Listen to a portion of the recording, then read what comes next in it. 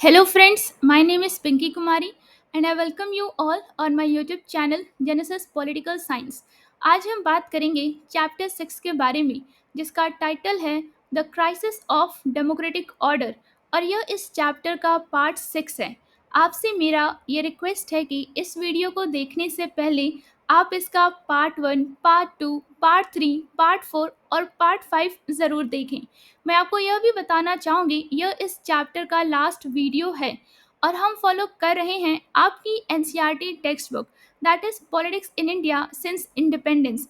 चलिए हम इस चैप्टर को एक सिंपल और इजी तरीके से समझने की कोशिश करते हैं डायरेक्ट आपके एनसीईआरटी टेक्स्ट बुक के पेजेस को रीड करके। आपसे मेरा ये रिक्वेस्ट है कि इस वीडियो को जब भी देखें आप अपनी एनसीईआरटी टेक्स्ट बुक के साथ बैठें। सबसे पहले हम बात करेंगे पेज नंबर 107 के बारे में और सबसे पहले बात करेंगे इस पेज पे दिए गए येलो बॉक्स के बारे में। चलिए इस बॉक्स में क्या इन्फॉर्मेशन लिखा है उसे समझते हैं। चौधरी चरण सिंह 1902 टू 1987। इस बॉक्स में जो इन्फॉर्मेशन है वो चौधरी चरण सिंह से रिलेटेड है जिनका टाइम पीरियड है 1902 से लेके 1987 तक। Prime minister of India between July 1979 to July 1980, मतलब कि जुलाई 1979 से जनवरी 1980 तक भारत के प्रधानमंत्री। फ्रीडम फाइटर मतलब कि स्वतंत्रता सेनानी। Active in the politics of Uttar Pradesh, मतलब कि उत्तर प्रदेश की राजनीति मतलब पॉलिटिक्स में सक्रिय मतलब active. Proponent of rural and agricultural development, मतलब ग्रामीण और कृषि विकास मतलब रूरल एंड एग्रीकल्चरल डेवलपमेंट के समर्थक। Left Congress party and founded भारतीय क्रांति दल इन 1967। इसका मतलब हुआ कि कांग्रेस पार्टी छोड़कर 1967 में भारतीय क्रांति दल की स्थापना की। Twice chief minister of UP, मतलब कि 2 बार उत्तर प्रदेश के मुख्यमंत्री रहे। Later, he was one of the founders of the Janata Party in 1977 and became Deputy Prime Minister and Home Minister from 1977 to 79। इसका मतलब हुआ कि बाद में 1977 में जनता पार्टी के संस्थापकों मतलब फाउंडर्स में से एक बने और उप प्रधानमंत्री मतलब डेप्यूटी प्राइम मिनिस्टर तथा गृह मंत्री मतलब एंड दी होम मिनिस्टर 1977 से लेकर 1979 तक रहे। फाउंडर ऑफ लोकदल, मतलब कि लोक दल के संस्थापक। अब हम बात करेंगे इस कार्टून के नीचे जो इन्फॉर्मेशन लिखा है उसके बारे में। Janata party's faction fight inspired many cartoons at that time. इसका मतलब हुआ कि जनता पार्टी के गुटबाजी मतलब फैक्शन वाले झगड़े मतलब फाइट ने उस समय कई कार्टूनों को प्रेरित किया। हियर इज अ सिलेक्शन, मतलब कि आप कह सकते हैं यहाँ उनमें से कुछ प्रस्तुत हैं। अब हम बात करेंगे पेज नंबर 108 के बारे में। The opposition to emergency could keep the Janata party together only for a while।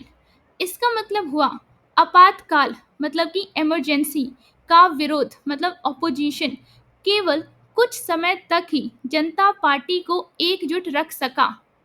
Its critics felt that the Janata Party lacked direction, leadership and a common program। इसका मतलब हुआ कि इसके आलोचकों मतलब कि क्रिटिक्स का मानना था कि जनता पार्टी में दिशा मतलब डायरेक्शन, नेतृत्व मतलब लीडरशिप और साझा कार्यक्रम मतलब कॉमन प्रोग्राम की कमी थी। The Janata Party government could not bring about a fundamental change in policies from those pursued by the Congress। इसका मतलब हुआ कि आप कह सकते हैं जनता पार्टी की सरकार मतलब जनता पार्टी गवर्नमेंट कांग्रेस द्वारा अपनाई गई नीतियों मतलब कि पॉलिसीज में मौलिक बदलाव मतलब फंडामेंटल चेंज नहीं ला सकी। जनता party the Janata party split and the government, which was led by Morarji Desai, lost its majority in less than 28 months. इसका मतलब हुआ जनता पार्टी टूट गई और मोरारजी देसाई के नेतृत्व वाली सरकार 28 महीनों मतलब कि 28 मंथ्स से भी कम समय में अपना बहुमत खो बैठी. Another government headed by Charan Singh was formed on the assurance of the support of the Congress party. इसका मतलब हुआ कि चरण सिंह के नेतृत्व में एक और सरकार बनी जिसे कांग्रेस पार्टी के समर्थन का आश्वासन मिला था. But the Congress party later decided to withdraw its support, with the result that the Charan Singh government could remain in power for just about 4 months. इसका मतलब हुआ लेकिन बाद में कांग्रेस पार्टी ने अपना समर्थन वापस ले लिया जिसके परिणाम स्वरूप चरण सिंह की सरकार केवल लगभग 4 महीने मतलब जस्ट अबाउट 4 मंथ्स ही सत्ता में रह सकी. Fresh Lok Sabha elections were held in January 1980, in which the Janata Party suffered a comprehensive defeat, especially in North India, where it had swept the polls in 1977. इसका मतलब हुआ जनवरी 1980 में नए लोकसभा चुनाव कराए गए जिनमें जनता पार्टी को करारी हार का सामना करना पड़ा, खासकर उत्तर भारत में मतलब स्पेशली इन नॉर्थ इंडिया जहां उसने 1977 में भारी जीत हासिल की थी. Congress party led by Indira Gandhi nearly repeated its victory in 1971.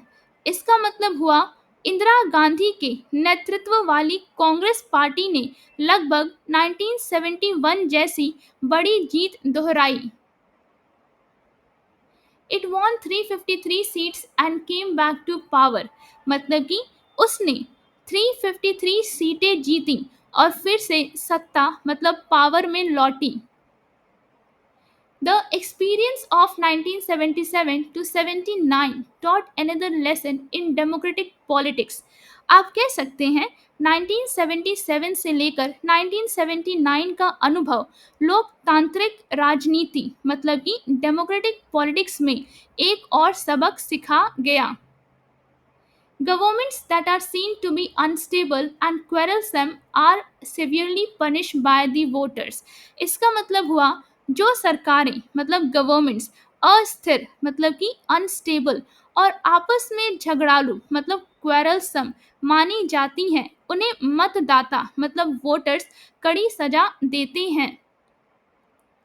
अब हम बात करेंगे येलो बॉक्स के बारे में जो इस पेज पे दिया गया है. ये इंफॉर्मेशन है जगजीवन राम के बारे में जिनका टाइम पीरियड है 1908 से लेकर 1986 तक. Freedom fighter and Congress leader from Bihar. आप कह सकते हैं स्वतंत्रता सेनानी मतलब फ्रीडम फाइटर और बिहार से कांग्रेस नेता. Deputy prime minister of India from 1977 to 79 मतलब भारत के उप प्रधानमंत्री 1977 से लेकर 1979 तक. मेंबर ऑफ कॉन्स्टिट्यूएंट असेंबली मतलब कि संविधान सभा के सदस्य. Also a member of parliament since 1952 till his death. इसका मतलब हुआ 1952 से मृत्यु तक संसद सदस्य मतलब कि मेंबर ऑफ पार्लियामेंट भी रहे. Labour minister in the first ministry of free India मतलब कि स्वतंत्र भारत की पहली सरकार में श्रम मंत्री मतलब labour minister. Held various other ministries from 1952 to 1977 मतलब 1952 से 1977 तक विभिन्न अन्य मंत्रालयों का कार्यभार संभाला. A scholar and astute administrator मतलब एक विद्वान और कुशल प्रशासक. प्रशासक मतलब एडमिनिस्ट्रेटर. अब हम बात करेंगे लेगेसी के बारे में मतलब कि विरासत के बारे में.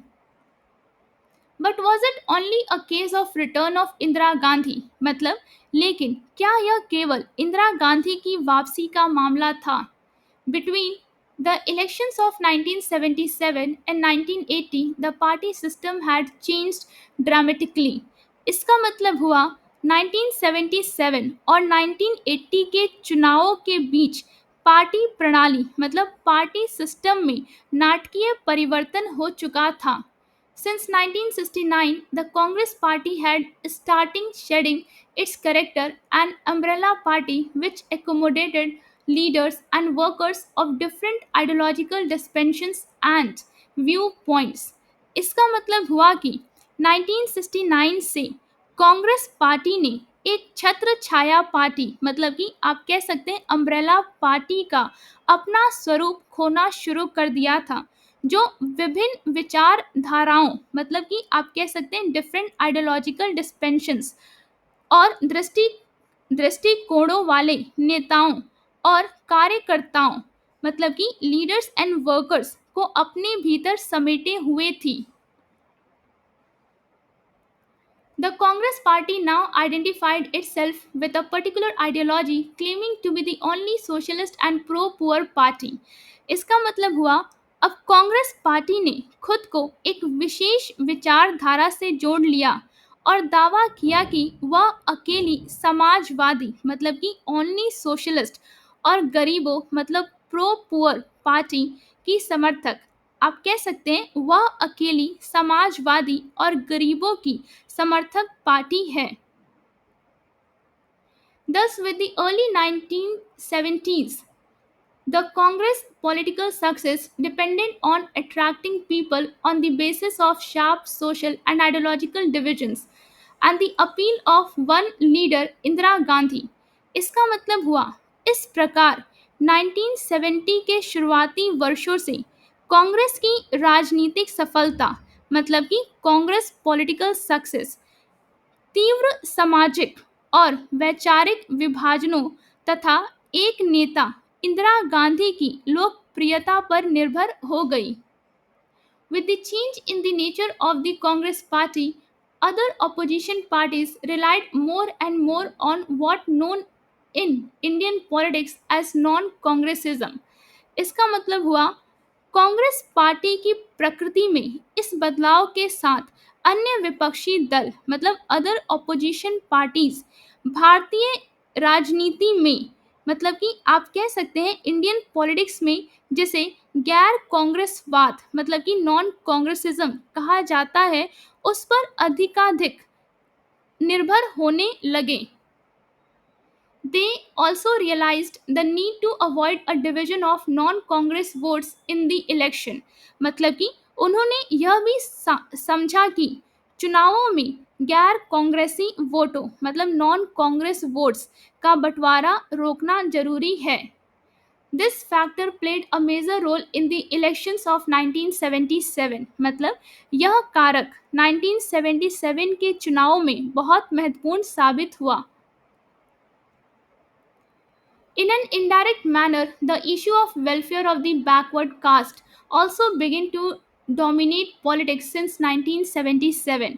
मतलब एक परोक्ष तरीके से मतलब कि एक मतलब कि आप कह सकते हैं परोक्ष तरीके मतलब कि इनडायरेक्ट मैनर को आप हिंदी में और कह सकते हैं अप्रत्यक्ष तरीके से पिछड़ी जातियों मतलब कि बैकवर्ड कास्ट के कल्याण मतलब वेलफेयर का मुद्दा भी 1977 से राजनीति पर हावी होने लगा.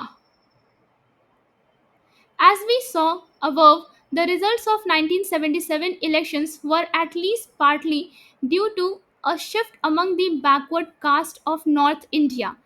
इसका मतलब हुआ कि जैसा कि हमने ऊपर देखा 1977 के चुनाव परिणाम कम से कम आंशिक मतलब पार्टली रूप से उत्तर भारत मतलब नॉर्थ इंडिया की पिछड़ी जातियों मतलब बैकवर्ड कास्ट के रुझान में बदलाव के कारण थे. Following the Lok Sabha elections, many states also held assembly elections in 1977. इसका मतलब हुआ कि लोकसभा चुनावों के बाद कई राज्यों ने 1977 में विधानसभा चुनाव मतलब असेंबली इलेक्शंस भी कराए. Again, the northern states elected non-Congress governments in which the leaders of the backward castes played an important role. इसका मतलब हुआ फिर से उत्तरी राज्यों मतलब कि नॉर्दर्न स्टेट्स ने गैर कांग्रेसी सरकारें मतलब कि आप कह सकते हैं नॉन कांग्रेस गवर्नमेंट्स चुनी, जिनमें पिछड़ी जातियों मतलब बैकवर्ड कास्ट के नेताओं ने महत्वपूर्ण भूमिका निभाई. The issue of reservations for other backward classes became very controversial in Bihar, and following this, the Mandal Commission was appointed by the Janata Party. अब हम बात करेंगे पेज नंबर 109 के बारे में.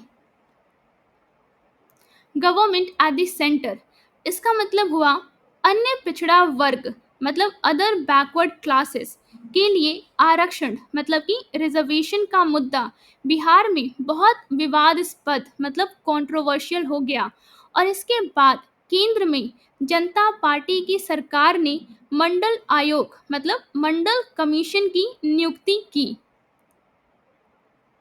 You will read more about this and about the role of politics of backward caste in the last chapter. मतलब कि इसके बारे में और पिछड़ी जातियों मतलब कि बैकवर्ड कास्ट की राजनीति मतलब पॉलिटिक्स की भूमिका के बारे में आप अंतिम अध्याय में और विस्तार से पढ़ेंगे. The elections after the emergency set off the process of this change in the party system.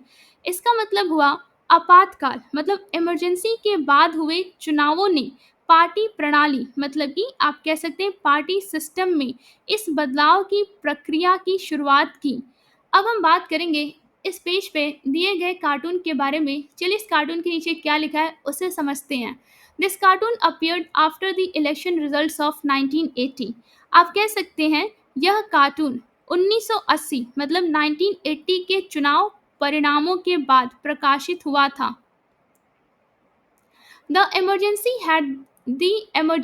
and the period around it can be described as a period of constitutional crisis because it had its origin in the constitutional battle over the jurisdiction of the parliament and the judiciary.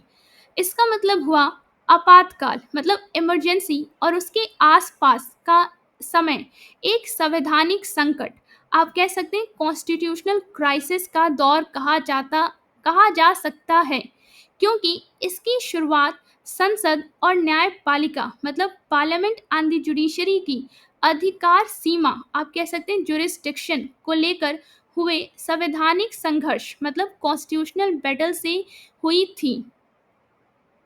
On the other hand, it was also a period of political crisis.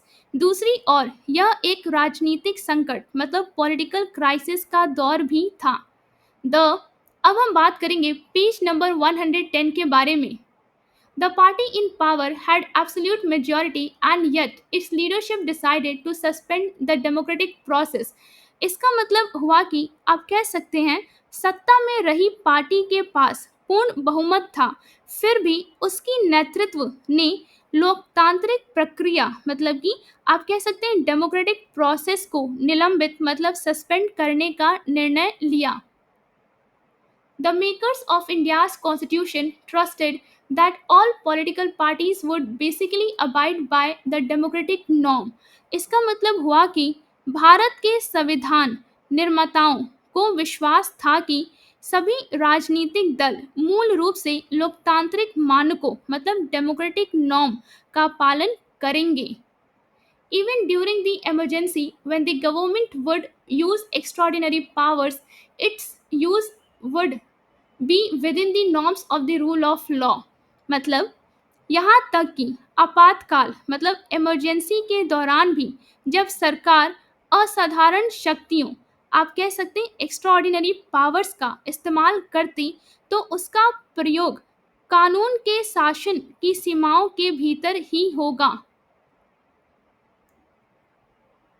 This expectation led to the wide and open-ended powers given to the government in times of emergency.